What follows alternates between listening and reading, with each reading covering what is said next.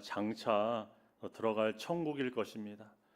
우리의 믿음의 결국은 영혼의 구원이며 하나님 나라의 완성이기 때문이죠. 많은 성도들이 장차 갈 천국은 분명히 믿고 소망합니다. 그러나 정작 오늘의 삶에서는 하나님의 나라를 누리지 못한 채 살아가는 경우가 많습니다. 죄책감에 짓눌리고 염려와 걱정에 사로잡히며 세상 사람들과 다르지 않는 두려움 속에 살아갑니다. 어떤 사람은 평생 은퇴 후의 삶만 바라보며 살아갑니다. 은퇴하면 또 여행을 다니고 은퇴하면 손주들과 즐거운 시간을 보내고 또 그동안 미뤄둔 일들을 하겠다고 생각을 합니다. 근데 그날만 바라보며 살아가다 보면 오늘 주어진 삶을 놓치며 살아갈 수가 있습니다. 자녀와의 따뜻한 저녁 식사도 또 사랑하는 배우자와의 대화도 오늘 누릴 수 있는 작은 기쁨들은 은퇴 후에라는 생각으로 뒤로 미룰 수가 있습니다. 미래를 준비하는 것 너무나 중요하지만 오늘 주어진 삶을 누리는 것도 우리들에게 매우 중요합니다. 오늘 본문은 바리새인들의 질문에서 시작이 됩니다. 20절입니다. 바리새인들이 하나님의 나라가 어느 때 임하나이까 묻거늘. 그런데 이 질문에 한 가지 이상한 점이 있습니다. 예수님께서 이미 오랫동안 하나님의 나라를 말씀하고 계셨습니다. 가시는 곳마다 하나님의 나라를 선포하셨고 병자를 고치실 때에도 귀신을 쫓아내실 때에도 죄인을 용서하고 죽은 자를 살리실 때에도 늘 주님은 하나님의 나라를 말씀하셨습니다. 그런데도 바리새인들은 묻습니다. 도대체 하나님의 나라는 언제 오는 것입니까? 왜 이런 질문을 했을까요?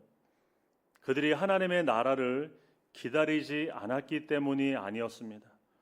오히려 누구보다도 하나님의 나라를 기다리던 사람들이었습니다.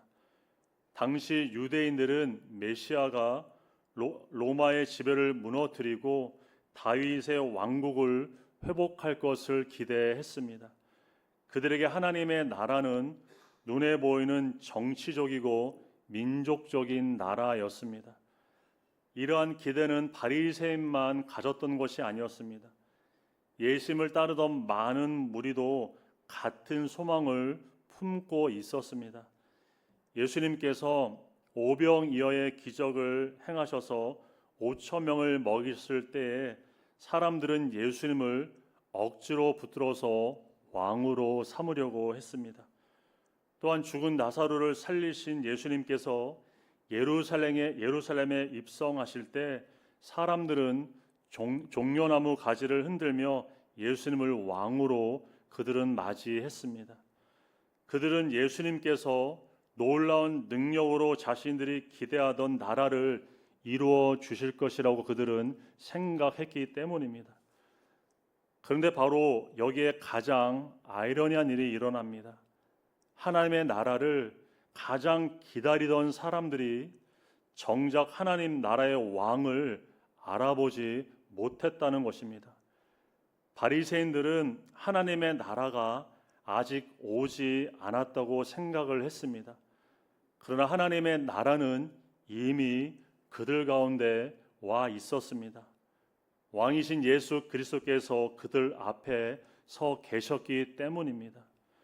하나님의 나라는 우리가 기다리는 방식으로 오는 나라가 아니라 왕이신 예수 그리스도와 함께 임하는 나라입니다. 왕이 오셨기에 하나님의 나라는 이미 시작되었습니다. 어쩌면 오늘 우리의 모습도 이들과 크게 다르지 않을 수 있습니다. 우리는 장차 들어갈 천국을 분명히 소망하며 살아갑니다. 그러나 오늘 왕이신 예수 그리스도께서 다스리시고 계시는 하나님의 나라를 이 땅에서 우리는 놓친 채 살아갈 때가 있습니다.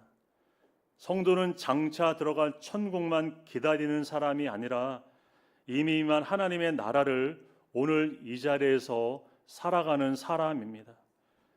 그렇다면 우리는 지금 여기에서 어떻게 하나님의 나라를 누리며 살아갈 수 있을까요? 하나님의 나라가 어느 때에 임하나이까라는 질문에 예수님께서는 뜻밖의 대답을 하십니다. 20절 중간절입니다. 예수께서 대답하여 이르시되 하나님의 나라는 볼 수 있게 임하는 것이 아니요. 바리새인들은 하나님의 나라의 때를 물어보았습니다. 그들이 궁금한 것은 시기, 즉 언제였습니다. 그런데 예수님은 어떻게 임하는지를 지금 말씀하고 계십니다. 바리새인들은 하나님의 나라가 어느 날 눈으로 확인할 수 있는 모습으로 임할 것이라고 생각을 했습니다. 로마의 압제에서 벗어나고 이스라엘이 회복되며 세상의 권세가 뒤집히는 것과 같은 그런 분명한 변화가 일어나야 하나님의 나라가 임한 것이라고 그들은 믿었습니다. 그러나 예수님은 그들의 기대를 완전히 뒤집으셨습니다. 하나님의 나라는 눈에 보이는 정치적 변화나 세상의 제도가 바뀌는 것으로 시작되는 나라가 아니라고 말씀을 하십니다. 하나님의 나라는 하나님께서 왕이 되셔서 우리를 다스리는 것으로 시작됩니다. 그러므로 하나님 나라에서 중요한 것은 언제 오느냐보다 누가 나를 다스리고 있느냐입니다. 하나님의 나라는 눈으로 확인해야만 믿을 수 있는 나라가 아니라 왕이신 예수 그리스도를 믿음으로 받아들이는 사람에게 열리는 나라입니다. 사람의 눈에 보이는 것은 우리가 더 믿고 신뢰하며 살아갑니다. 그러나 성경은 믿음이 보는 데서 시작되는 것이 아니라고 우리에게 분명하게 말씀을 하시죠. 로마서 10장 17절입니다. 그러므로 믿음은 들음에서 나며 들음은 그리스도의 말씀으로 말미암느니라. 믿음은 하나님의 말씀을 듣고 그 말씀을 신뢰하는 데서 시작이 됩니다. 그래서 믿음의 사람은 눈에 보이는 현실만 따라 살아가는 사람이 아니라 하나님의 말씀을 붙들고 살아가는 사람입니다. 아브라함이 바로 그런 사람이었죠. 100세가 된 아브라함과 이미 나이가 많았던 사라에게 자녀가 생긴다는 것은 사람의 눈으로 보면 불가능한 일이었습니다. 그러나 아브라함은 눈에 보는 현실보다 하나님의 약속의 말씀을 그는 더 신뢰했습니다. 믿음은 현실을 부정하는 것이 아닙니다. 현실보다 크신 하나님과 하나님의 말씀을 신뢰하는 것입니다. 하나님의 나라도 마찬가지입니다. 지금 여기에서 하나님의 나라를 누리기 위해서는 눈에 보는 현실보다 하나님의 말씀을 더 신뢰할 수 있어야 합니다. 세상의 눈으로 현실을 판단하는 것이 아니라 하나님의 말씀으로 현실을 바라보는 것, 그것이 하나님의 나라를 살아가는 믿음입니다. 하나님께서 그 나라를 세상이 기대하는 방식으로 시작하지 않으셨습니다. 왕이신 예수님은 화려한 궁전이 아니라 베들레헴의 작고 초라한 구유에서 오셨습니다. 그분이 성전에 오셨을 때에도 많은 사람들은 평범한 아기로 보았지만 하나님의 약속의 말씀을 기다리던 시몬과 안나는 그 아기 안에서 하나님의 나라가 이미 임한 것을 보았습니다. 같은 예수님을 보았지만 모두가 하나님의 나라가 이미 시작되는 사실을 알아본 것은 아니었습니다. 눈에 보는 현실보다 하나님의 말씀과 약속을 믿고 신뢰한 사람들이 하나님 안에서, 주님 안에서 하나님의 구원과 하나님의 나라를 보았습니다. 그렇다면 사람들은 어떻게 하나님의 나라가 이미 시작되었다는 사실을 알 수 있었습니까? 예수님께서 행하신 그 모든 사역이 증거였습니다. 예수님께서는 병자를 고치시고 귀신을 쫓아내시며 죄를 용서하셨고 죽은 자까지 살리셨습니다. 병자가 회복되고 사탄의 권세가 무너지고 죄인이 용서받고 죽은 자가 살아나는 그 모든 사건은 왕이신 예수 그리스도께서 오심으로 하나님의 통치가 시작되었다는 표적이었습니다. 그래서 예수님께서는 마태복음 12장 28절에 이렇게 말씀을 하십니다. 그러나 내가 하나님의 성령을 힘입어 귀신을 쫓아내는 것이면 하나님의 나라가 이미 너희에게 임하였느니라. 예수님의 기적은 단순히 능력을 보여주는 사건이 아닙니다. 왕이 오셨고 하나님의 나라가 이미 시작되었다는 선언이었습니다.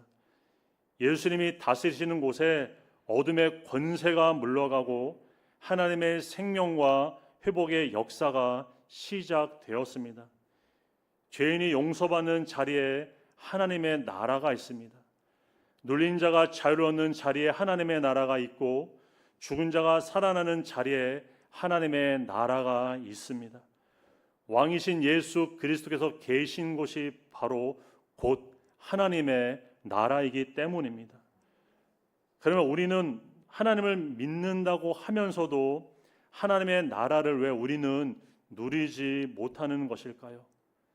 영적인 눈이 가리워져 있기 때문입니다. 눈앞의 현실에 우리가 마음을 빼앗기다 보면 지금도 하나님이 다스리시고 계시다는 사실을 우리는 보지도 알지도 못합니다. 그러면 하나님의 통치보다 현실의 지배를 받으며 우리는 살아가게 돼 있습니다. 대표적으로 성경에 엘리사의 사환이 그랬습니다. 아침에 일어나 보니까 아람 군대가 그들 주위를 완전히 에워싸고 있었습니다. 눈에 보는 현실을 보면 어떻습니까? 아주 절망적인 상황이죠. 그러나 선지자 엘리사가 그에게 말합니다. 열왕기하 6장 16절입니다. 두려워하지 말라. 우리와 함께한 자가 그들과 함께한 자보다 많으니라.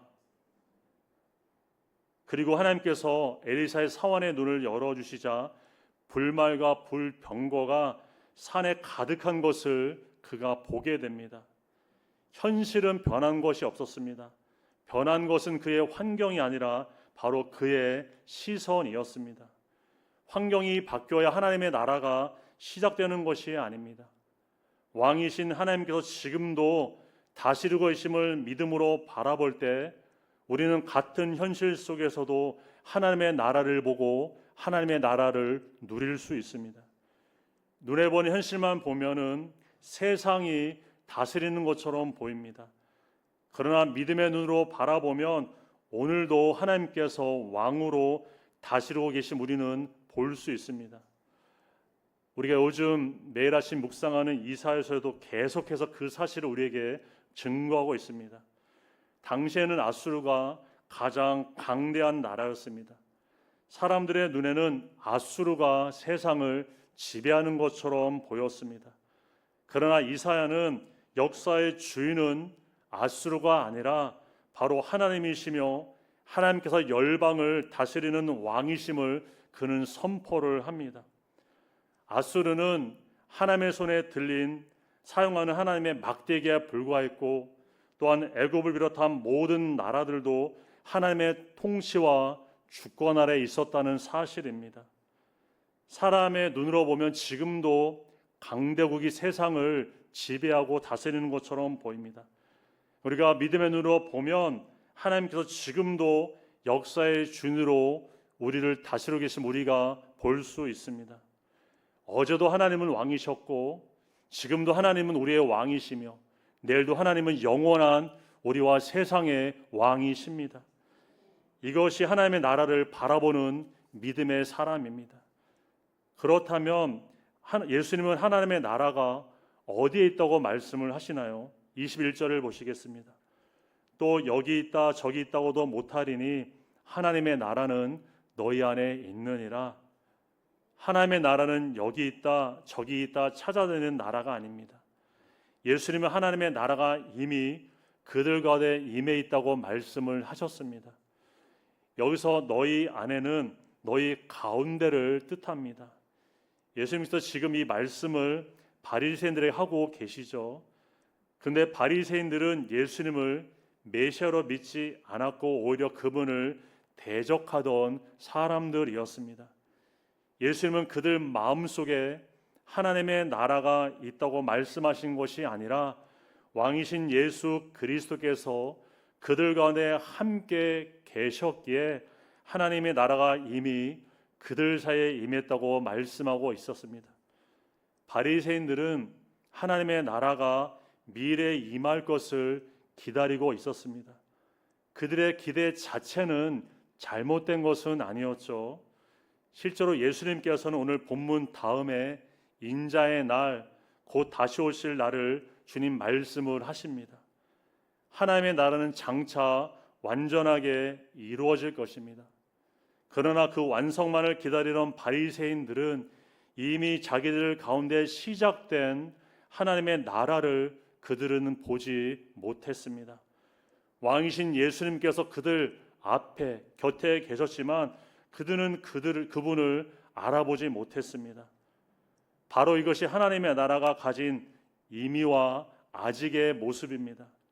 하나님의 나라는 예수 그리스도의 초림으로 이미 시작되었습니다. 예수님께서 오심으로 하나님의 통치가 이 땅에 임했고 예수님을 믿는 사람들은 지금도 그 나라를 누리며 살아갑니다. 그러나 하나님의 나라는 아직 완성되지 않았습니다. 예수님께서 다시 오시는 날 죄와 사망이 완전히 사라지고 그리고 하나님의 나라가 온전히 이루어질 것입니다. 그러므로 우리는 장차 완성될 하나님의 나라를 소망하면서도 동시에 오늘 왕이신 예수 그리스도의 통치를 받으며 하나님의 나라를 우리는 살아갈 수 있어야 합니다. 예수 그리스도를 왕으로 모신 성도에게 하나님의 나라는 이미 시작되었습니다. 성도는 천국을 기다리는 사람만이 아니라 오늘 하나님의 나라를 이 땅에서 누리며 살아가는 사람입니다. 예수님께서 우리 가운데 계시며 다스리고 계심을 믿는 사람은 비록 죄와 고난이 여전히 존재하는 세상 가운데 살아가지만 지금도 하나님의 나라를 살아갈 수 있습니다. 그럼 하나님의 나라를 누린다는 것은 구체적으로 무엇을 의미하는 것일까요? 로마서 14장 17절 이렇게 우리에게 말씀합니다. 우리 다 함께 고백해 보겠습니다. 하나님의 나라는 먹는 것과 마시는 것이 아니요 오직 성령 안에 있는 의와 평강과 희락이라. 아멘. 하나님의 나라를 누린다는 것은 막연한 느낌이나 감정이 아닙니다. 우리의 삶의 분명한 열매로 나타난다고 성경은 말씀을 합니다. 먼저 의입니다.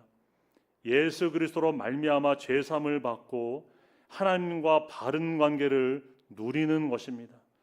더 이상 정죄감에 눌려 살아가는 것이 아니라 하나님의 자녀로서 은혜 가운데 살아가는 것입니다.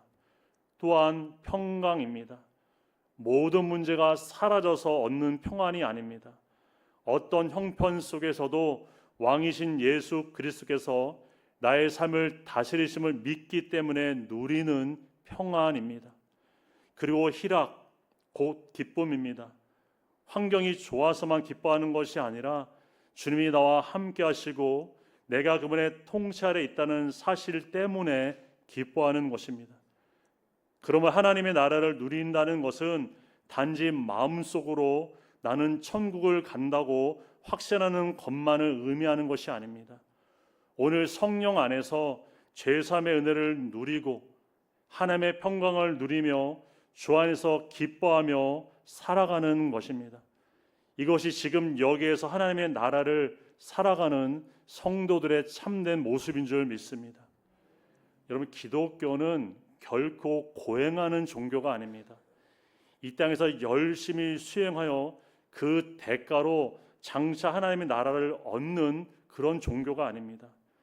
예수 그리스도를 믿는 순간 하나님의 나라는 이미 우리에게 시작되었습니다.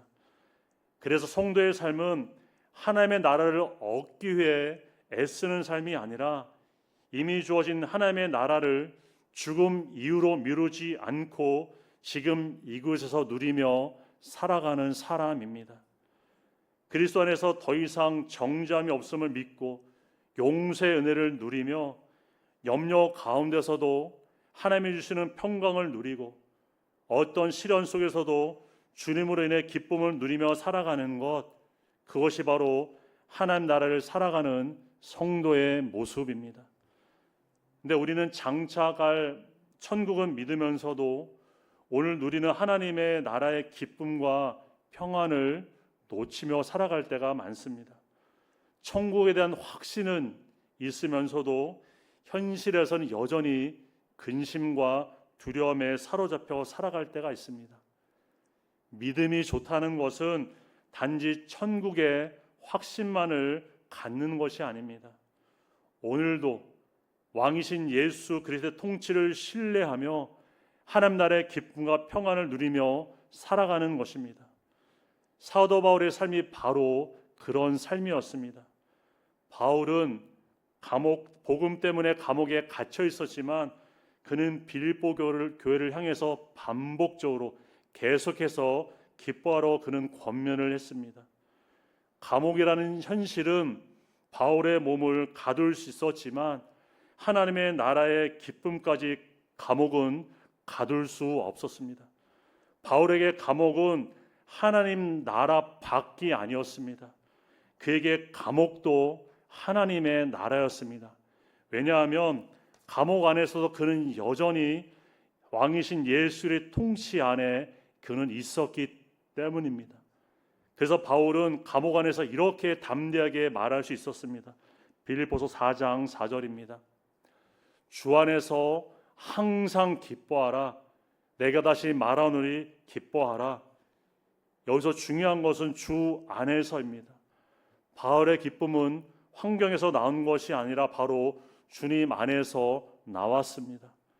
눈에 보는 현실은 기뻐할 이유가 없어 보였지만 주 안에 있었기에 그는 기쁨을 누리고 또한 기쁨을 말할 수 있었습니다. 오늘날에도 봉사는 열심히 하고 사역은 잘하는데 기쁨이 없는 경우가 있습니다. 예배도 잘 드리고 기도도 빠지지 않지만 마음에 기쁨을 누리지 못하는 경우가 있습니다. 왜 그렇습니까? 어느새 새 왕이신 예수님보다 내가 하는 일과 그 결과에 마음이 더 집중되어 있기 때문입니다. 결과가 좋으면, 열매가 좋으면 기뻐하지만 기대에 미치지 못하면 쉽게 실망하고 낙심합니다. 우리의 기쁨이 그리스도가 아니라 성과에 매여 있기 때문입니다. 그러나 하나님의 나라의 기쁨은 내가 무엇을 이루었는가에 결코 오는 것이 아닙니다. 왕이신 예수 그리스도께서 지금도 다스리고 계시며 내가 그분 안에 있다는 믿음 안에서 그 기쁨이 나온다는 사실입니다. 바울이 감옥 안에서도 기뻐할 수 있었던 것은 그의 사역이 잘 되었기 때문이 아니었습니다. 오히려 그의 사역은 감옥 안에 갇혀서 멈춘 것처럼 보였습니다. 그런데도 바울이 기뻐할 수 있었던 이유는 그는 여전히 주 안에 있었기 때문입니다.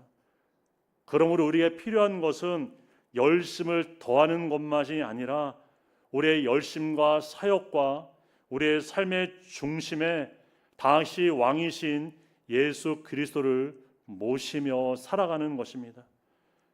우리는 매일 선택의 자리에 서 있습니다. 눈에 보는 현실을 따라갈 것인지 왕이신 예수 그리스도의 말씀을 살아갈 것인지 우리는 선택을 합니다.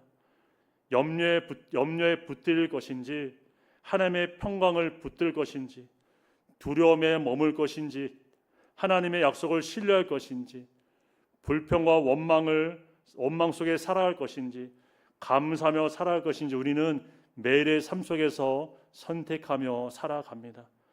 하나님의 나라를 살아가는 사람은 매일의 삶 속에서 왕이신 예수 그리스도의 통치를 받아들이며 살아가는 삶을 선택합니다. 여러분 지금 이 순간 하나님의 나라를 누리며 살아가고 있습니까?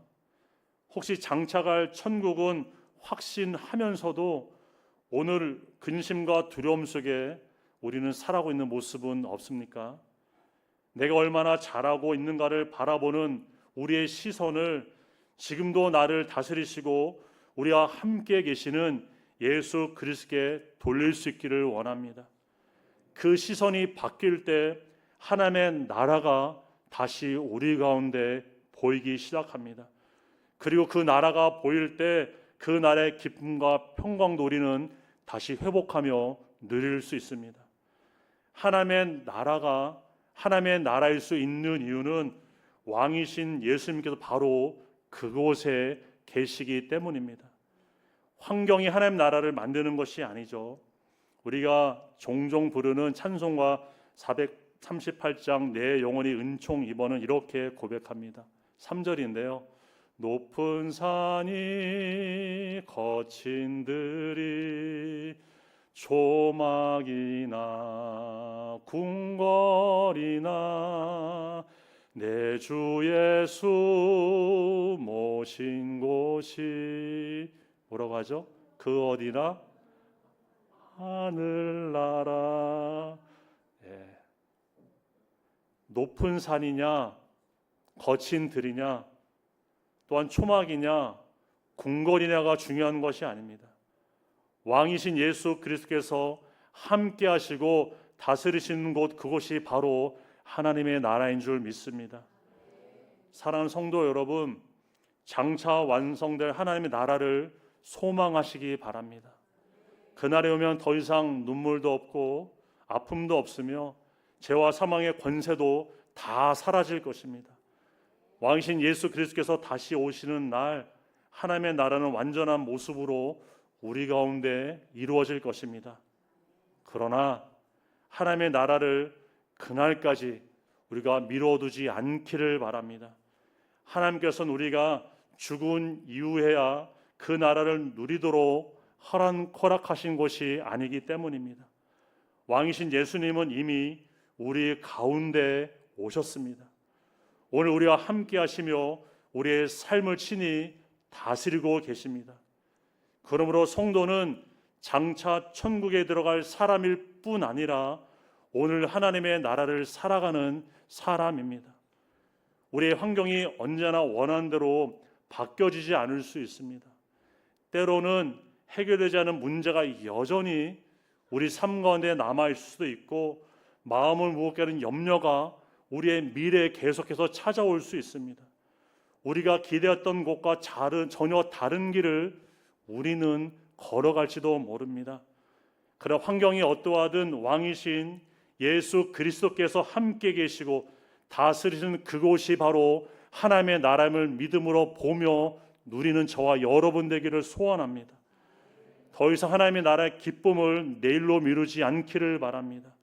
형편이 좋아지면 평안하겠다고, 문제가 해결되면 기뻐하겠다고, 모든 것이 내가 원하는 대로 이루어지면 감사하겠다고 생각하지 마십시오. 오늘 주님이 나와 함께 계시기에 오늘 우리는 평안을 누릴 수 있습니다. 오늘 주님이 나를 다스리시기에 오늘 우리는 기뻐할 수 있습니다. 오늘 내가 그리스도 안에 있기에 오늘이 하나님의 나라를 살아가는 날인 줄 믿습니다. 오늘도 그리고 남은 생에도 왕이신 예수 그리스도의 통치를 우리가 기쁨으로 누리며 성령 안에서 제사함의 은혜와 평강과 기쁨을 누리고 지금 여기 하나님의 나라를 우리가 누리며 살아가는 저 여러분의 풍성한 믿음의 삶이 되시기를 주님의 이름으로 축원드립니다. 다 함께 기도하시겠습니다.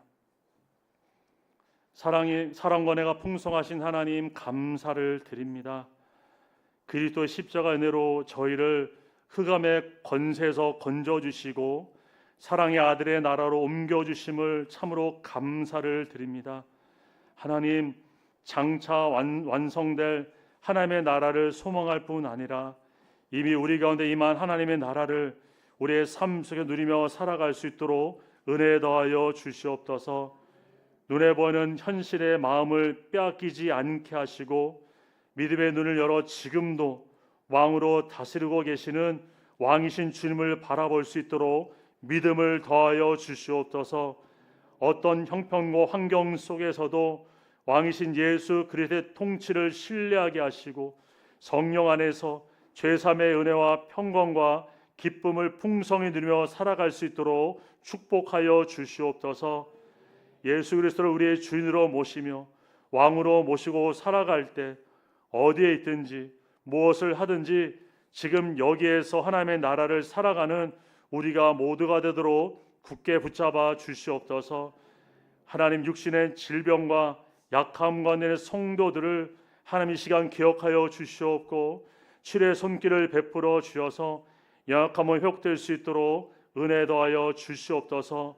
몸이 약하여 마음까지 지치지 않도록 하늘의 위로와 평강으로 하나님 우리들을 붙잡아 주시옵소서. 모든 것을 감사드리며 우리의 왕이 되시는 예수 그리스도의 이름으로 기도 올려드립니다. 아멘.